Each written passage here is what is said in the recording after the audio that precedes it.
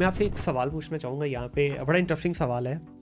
Entrepreneur, businessman और एक सेठ मेंटालिटी, इन तीनों में डिफरेंस ज़रा बता दीजिए हमारे सुनने वाले बच्चों को, क्योंकि यहाँ पे डिफरेंस ही नहीं पता ना। लोग ये समझते हैं कि एंटरप्रेन्योर भी एक बिजनेसमैन है, बिजनेसमैन भी एक सेठ है। तो ये तीनों जो अलग अलग दुनिया के वासी हैं, इनको एक प्लेटफॉर्म पे किस तरह लाया जा सकता है? पॉसिबिलिटी भी है या नहीं है? एंटरप्रेन्योर जो है वो एक आइडिया उसके पास है, एक उसको उसमें अपॉर्चुनिटी, एक कमर्शियल वायबल आइडिया, उसमें वो एक मार्केट को लीड करके उसमें कोई ना कोई जिद्दत डाल के रिजल्ट लेके आ सकता है और सक्सेसफुल कर सकता है। लेकिन उसका काम शुरू होता है एक यूनिक आइडिया से और एक डिसरप्शन से।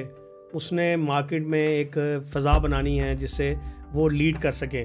दूसरी तरफ बिजनेसमैन जो है वो एक run of the mill ideas को लेके ऑलरेडी जो कर रहे हैं लोग, जो सक्सेसफुल स्टोरीज़ हैं, उसको कन्वर्ट करता है और एक बिज़नेस आइडिया को लेके उसमें रिजल्ट लेके आता है, अर्निंग करता है। मैं अक्सर एंटरप्रेन्योर्स को पहले कहता हूँ कि बिज़नेस सीखो करना, क्योंकि एंटरप्रेन्योर के पास एक आइडिया है जिसके लिए हो सकता है शायद 10 साल रिक्वायर्ड हो to make it successful, to make it break even और to earn money out of it.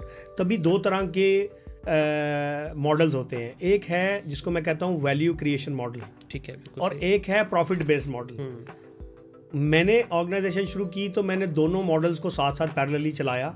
Value creation model ये है कि आपका एक आइडिया है, वो आइडिया डिसरप्ट कर सकता है मार्केट को, but it needs a lot of investment and it reaches to a certain level based on valuation. कि आज मैंने कंपनी है, ये आइडिया अभी कमाती नहीं है, इसकी $2 मिलियन वैल्यूएशन है। जैसे हमारा consolidate Pakistan first digital ad network था, हमने उसको पैसा रेज किया, बट उसका ताल्लुक ये था कि हम further next round of funding raise करें नेक्स्ट वैल्यूएशन पे। सो उसमें आपको एक ग्रोथ दिखानी है और वैल्यूएशन बेस्ड बिजनेस खड़ा करना है जिसके अंदर आपको रेगुलर इनकम नहीं आ रही, but you are creating something bigger. And other model is that आपने you have to make your ends meet. तो उसके लिए आपको प्रॉफिट बेस्ड मॉडल चाहिए जिसमें आप चाह रहे हैं कि मंथली बेस पे आपको अर्निंग भी हो, आप प्रॉफिट निकालें भी, साल के आप डिविडेंड भी लें। सो एक प्रॉफिट बेस्ड इकोनॉमी खड़ी होती है, एक वैल्यू बेस्ड इकोनॉमी। बिल्कुल सही। तो पाकिस्तान में अगर आप देखें जितने इंक्यूबेटर्स बने, टेक स्टार्टअप्स बने, वो वैल्यूएशन बेस्ड में थे। शुरू में इनिशियल फंडिंग हुई, NICs में भी हुई, ये जो प्लान 9 था उसमें भी हुई, उमर सैफ ने जो बनाया था जी। होता क्या है कि स्केल करते हुए नेक्स्ट राउंड ऑफ फंडिंग रह जाती है। उसके पीछे रीज़न वो एंटरप्रेन्योर खुद नहीं होता या उसकी वो ओवरऑल आइडिया नहीं होता। उसके पीछे रीज़न पाकिस्तान की पॉलिटिकल स्टेबिलिटी का बड़ा दखल है। पाकिस्तान के अंदर लोग इन्वेस्ट करने से घबराते हैं, उनका पैसा डूब ना जाए, बाहर का इन्वेस्टर घबराता है। और अगर लोकल इन्वेस्टर है, सेठ माइंडसेट है, जो कि हमने सेठों से भी पैसा उठाया, तो सेठ माइंडसेट से अगर हमसे गलती हुई, हमने वैल्यूएशन बेस्ड इकोनॉमी में उठा लिया, अब वो ये एक्सपेक्ट कर रहा था उसको मंथली इनकम आए, उसकी मंथली जो है रेन्यूमरेशन हो, कोई डिविडेंड्स निकले। सेठ लगाना चाहता है ऐसे काम में पैसा जिससे वो अपना पैसा भी रिकवर करे और मंथली उसको अर्निंग भी आए।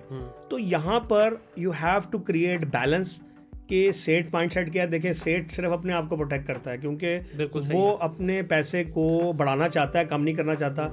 और वो खुद क्योंकि एक बिजनेस कर आया होता है तो ही नोज़ कि किस तरह उसने अपने पैसे को सिक्योर भी करना है, जिसको हम अक्सर ज़ुबान में कहते हैं प्राइवेट इक्विटी। जी। तो वो प्राइवेट इक्विटी में वो कंट्रोल भी चाहता है, वो बहुत सी चीज़ें जो है इन्फ्लुएंस करता है। VC मॉडल जो है उसमें वो चांस लेते हैं, उसका उस ग्रोथ का चांस है, लेकिन वो 1000 या 100 आइडियाज़ में से एक चलता है।